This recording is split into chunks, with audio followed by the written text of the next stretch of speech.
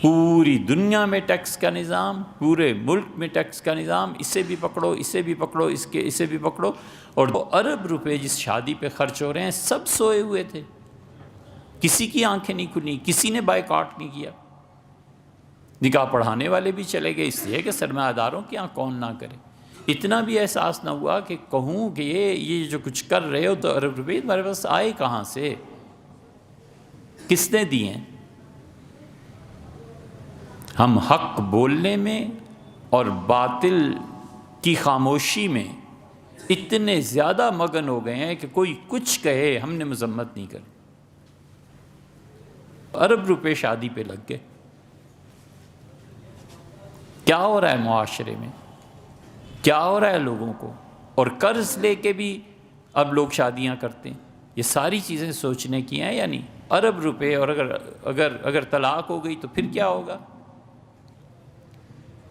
اور جو معاشرے اور سوسائٹی پہ یہ ارب روپے آئے کہاں سے؟ ٹائلز مہنگی کر کے، اپنی پروڈکٹس مہنگی کر کے لوگوں سے وصول کیے گئے نا.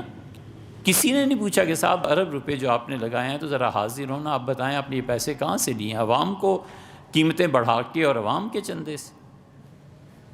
اللہ تعالیٰ نے فرمایا ہے کہ ہمارے فرشتے پوچھیں گے. کئی بار ہم بات دہراتے ہیں تاکہ ہم سب سوچیں اس بات کو. اللہ نے کہا میرے فرشتے آئیں گے، یضربون علی وجوہہم، اور ماریں گے تھپڑ انہیں، اور ان کی پیٹھ پر بھی کوڑے برسائیں گے، اور پوچھیں گے فیما کنتم، زندگی کس نظام کے تحت بسر کی. سب سے مشکل سوال ہے. قبر میں بھی پوچھیں گے فیما کنت، کہاں زندگی بسر کی. اسی لیے اللہ نے فرمایا کہ وہ کہیں گے پھر جواب میں کہ کننا مستضعفین فی الارض، اللہ ہم زمین میں کمزور تھے، فرشتوں ہم کیا کر سکتے تھے.